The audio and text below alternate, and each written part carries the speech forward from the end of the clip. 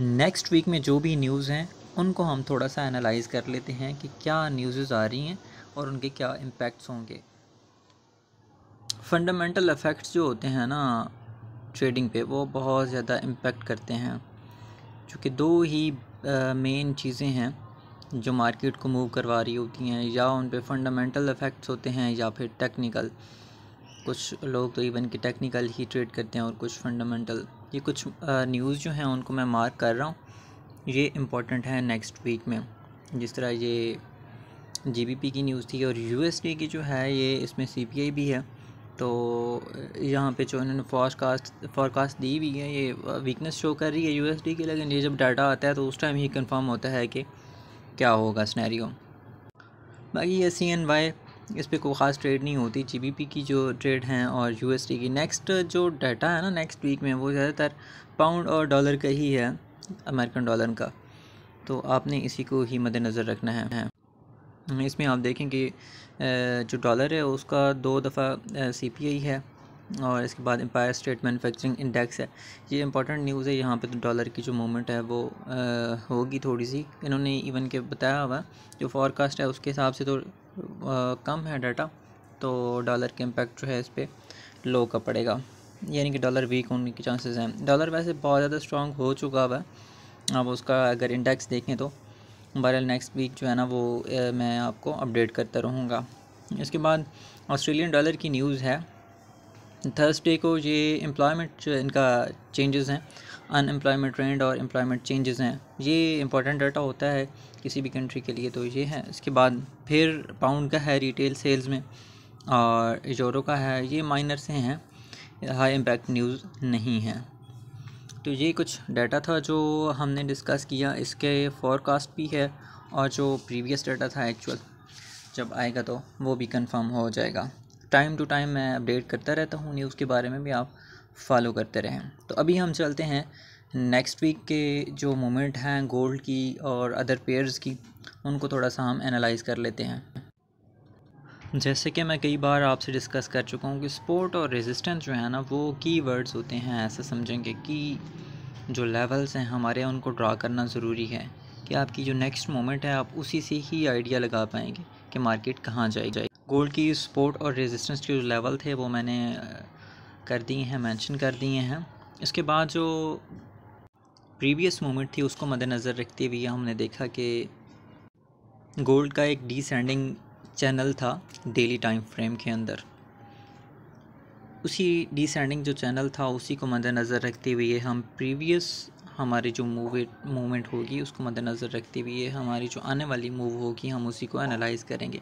तो ये कुछ इस तरीके से मूवमेंट जो है ना हो सकती है, क्योंकि ये डिसेंडिंग एक चैनल था, उसको फिर ब्रेकआउट किया। अभी मार्केट अपनी रेजिस्टेंस लेवल से रिजेक्ट हुई है, रिजेक्ट होने के बाद दोबारा रीटेस्ट किया है सपोर्ट को। अभी ये एक जोन था, अभी मार्केट और ड्रॉप हो सकती है।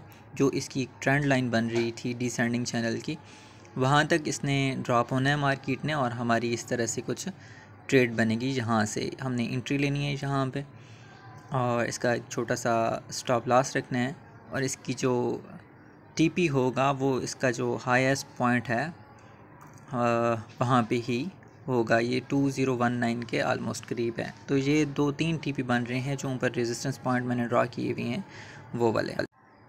प्रीवियस वीक में हमने देखा था यूरो यूएसडी को, वहाँ पे काफ़ी अच्छी मूव हुई है। जैसे कि हमने प्रिडिक्ट किया था, हमने जो की लेवल निकाले थे सेम, ऑलमोस्ट सेम जो है ना मार्केट ने अपवर्ड इसको बुलिश मूवमेंट की है, अपवर्ड मूवमेंट हुई है। जबकि थोड़ी सी रेजिस्टेंस भी यहाँ पे हमने देखी, लेकिन अभी तक स्टिल जो हमारे एनालिसिस हैं वो वैलिड है और मार्केट ऊपर जा सकती है। यूरो थोड़ा सा स्ट्रांग हो रहा है, पहले तो बहुत ज़्यादा वीक हुआ था एक्चुअली। यूरो यूएसडी का प्रीवियस जो उसने फॉल किया है, यूरो काफ़ी वीक हमें नज़र आया है। तो उसके हम टेक्निकली ये कहते हैं कि ये एक इम्पल्स है जो डेली टाइम फ्रेम के अंदर बहुत बड़ी ड्रॉप आउट हुई है बग़ैर किसी चैनल के। ये सीधी सीधी जो ड्रॉप आउट है इसको हम इम्पल्स कहते हैं, और उसके बाद इसकी करेक्शन है जिसको हम राइजिंग चैनल कहते हैं। ये इसकी इम्पल्स है। इम्पल्स के बाद जो इसका राइजिंग चैनल है उसका उसूल ये होता है कि वो बेरिश ही ब्रेकआउट उसका होता है। तो अभी ये थोड़ी सी करेक्शन करेगा, उसके बाद एक्सपेक्टेड यही है कि जो नेक्स्ट इसकी मूव बनेगी विद इन 2 और 3 वीक्स, वो इसकी जो राइजिंग चैनल है उसको ब्रेकआउट कर जाएगा और एक नई मूव हमें देखने को मिलेगी। मैंने हाईलाइट कर दिया है जो इसके की लेवल्स से, उनको भी मेंशन कर दिया है, तो आप फॉलो करते रहें। नेक्स्ट जो भी इसकी मूव नहीं बनेगी इंशाल्लाह मैं आपको अपडेट करता रहूँगा। तो फ़िलहाल के लिए एक छोटा सा इसका ट्रेड जो है ना हम ले सकते हैं यहाँ से, छोटा सा स्टॉप लॉस और छोटा सा टेक प्रॉफिट लेके। तो मार्केट जैसे ही नीचे आएगी ट्रेंड लाइन के ऊपर तो आप एंट्री ले सकते हैं। ट्रेंड लाइन के नीचे आपने स्टॉप लॉस रख देना है, अगर जहाँ से ब्रेकआउट होता है तो फिर आपने सेल में आ जाना है। नेक्स्ट हमारा USD JPY है, जापानीज़ येन। ये प्रीवियस हम इसके बारे में डिस्कस कर चुके हैं। ये अभी तक जो है ना वो रेंज में है। रेंज इसलिए है क्योंकि इसकी जो बुल मूव थी वो आलमोस्ट ख़त्म हो चुकी हुई है, तो इसलिए इसको अगर हम छोटे टाइम फ्रेम यानी कि H4 में देखें तो ये रेंज में आ गया है। रेंज का मतलब ये है कि इसने नया ट्रेंड बनाना है अपना, बेरिश होना है या बुलिश होना है। इसके जो जोन मैंने बनाया है रेंजिंग जोन, इसको ब्रेकआउट करने पे ही पता चलेगा। लेकिन एक और इंडिकेटर हमारे पास मौजूद है इसका कि ये डबल टॉप की तरफ जा रहा है। इसकी जो रेजिस्टेंस एक की लेवल था 151, वहाँ पे इसने डबल टॉप बनाया है। अगर ये डबल टॉप कामयाब होता है हमारा तो जो जोन है इसके ब्रेकआउट पे हम ट्रेड ले सकते हैं। ये एक ट्रेड जो हमारी बुल मार्केट थी उसका रिवर्सल साइन भी है, तो ये हमारे लिए स्ट्रॉन्ग सिग्नल साबित हो सकता है।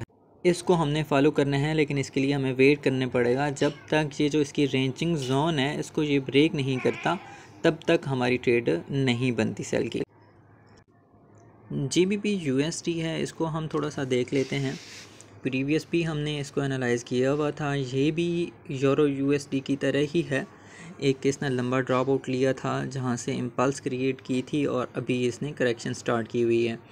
तो जब तक ये करेक्शन में है तो हम इसके छोटे छोटे जो ट्रेड्स हैं हम उनको पकड़ सकते हैं, और जैसे इसकी करेक्शन ख़त्म होगी, इसका ब्रेकआउट होगा बुलिश या बेरिश, तो हम उसको जो लंबी मूव है उसको पकड़ेंगे इंशाल्लाह।